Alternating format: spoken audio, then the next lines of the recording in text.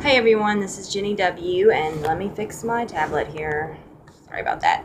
I'm going to do a quick question and answer video for the Polaroid Snap camera.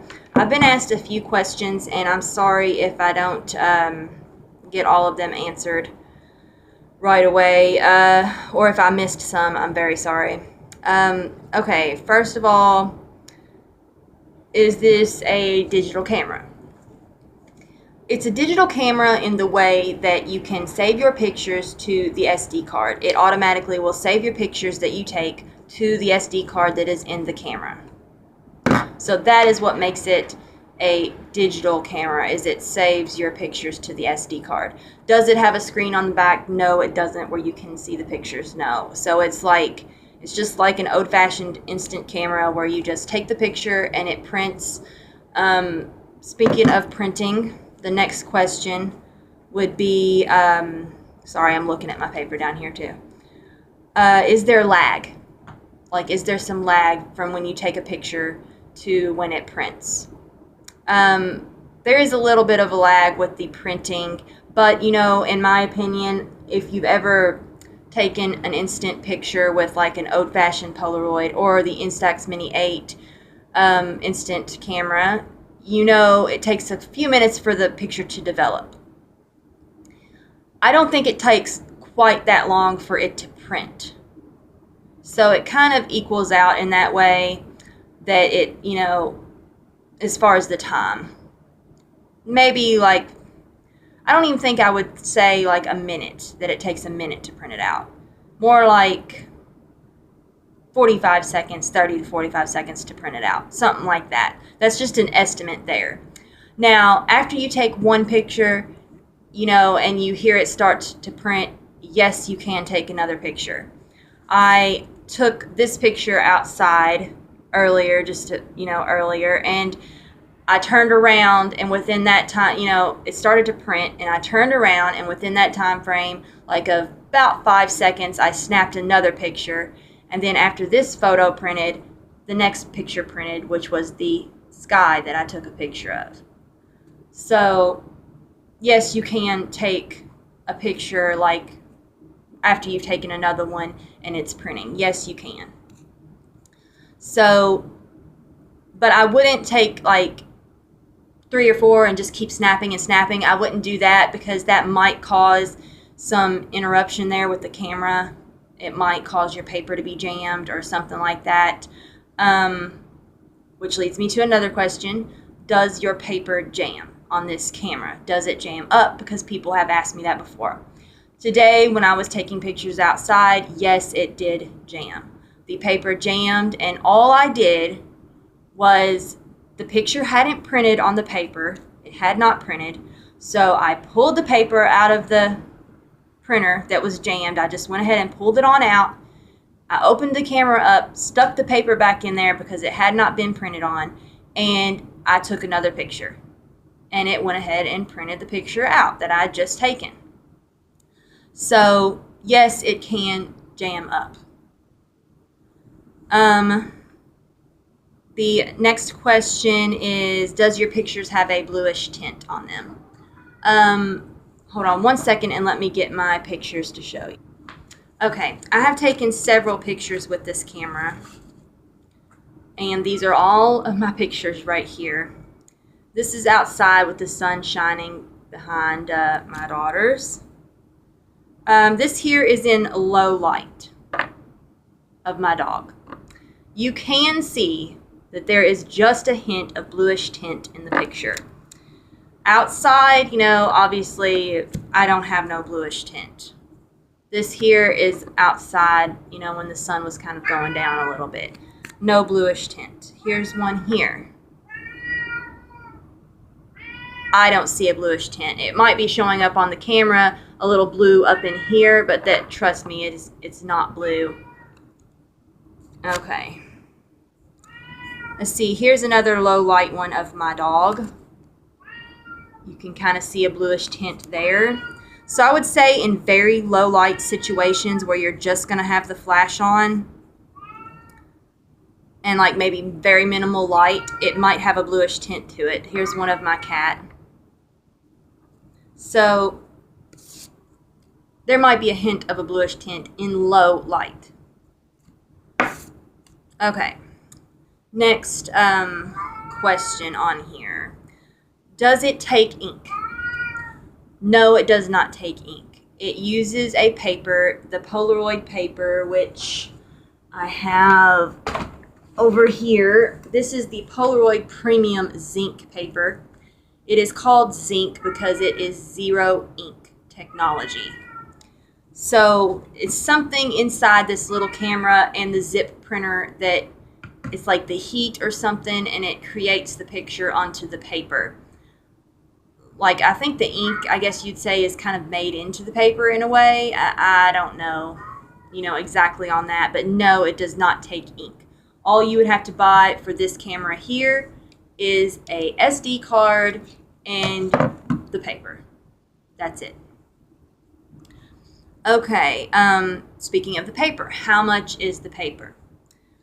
Let's see. Polaroid actually has a subscription on the Polaroid Polaroid Zip website where you can get paper sent to your house every month. And it's like $14.99 for a pack of 30, I believe, and $24.99 for a pack of 50. And then it goes up from there. I think it's like $30 to almost $40 for a pack of 100 sent to your house. That is not bad. I don't think it's that bad at all. It is cheaper than the Instax film, and at Best Buy you get a 20 pack of Polaroid Premium Zinc paper it's on sale for like $9.99. On Amazon, I don't know the exact price on Amazon, but they have different packages and stuff that you can get on Amazon. It might be like 30 in a pack or 50 or 100. Just be careful when you buy the Polaroid zinc paper on Amazon or eBay or anything like that, because you want to make sure that you see the box and it says Polaroid Premium Zinc paper. If it does not say that, I would not buy it. If it says Polaroid zinc paper, 100 pictures for $22, I would not buy that, because you might end up getting the Pogo paper, and the Pogo Polaroid paper is just for the Pogo. It does not look good in coming out of the zip printer, the Snap Picture, or any other little instant printer. It does not work good. Okay, what kind of paper does it take? I've answered that. The megapixels on the camera it's a 10 megapixel camera. Can you print and still take a picture? I've already answered that. How does it compare to the Instax 8? Let's see. For me, this camera works for me. I like it. I like it more than I liked the Instax Mini 8. I like that. I like this camera more than I do the Instax Mini 8.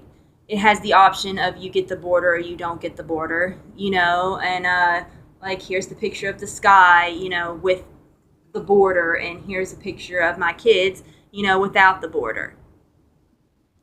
So, you're getting a little bit more of an image there than you would, I guess with I don't know, you're just getting a little bit more, I think.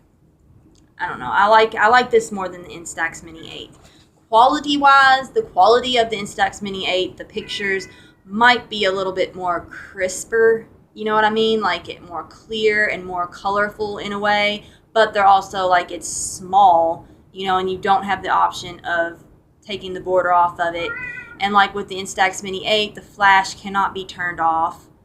It's going to go off no matter what. No matter if it's bright and sunny outside or not, the flash is still going to go off on that camera. This here, the flash is an LED flash, and I've noticed that when I'm outside in bright sunlight, the flash does not go off. It does not go off. It kind of self-adjusts to the lighting situation, so I like that. I like that part of the camera too. Do you have to have an SD card with this camera? No, you do not have to have the SD card with this camera. you need to either have the SD card or paper. You can take pictures and print them out fine without the SD card. It's just your pictures will not be saved to that SD card. You know, sorry, my cat's in the background. He's throwing a fit because he wants to go outside.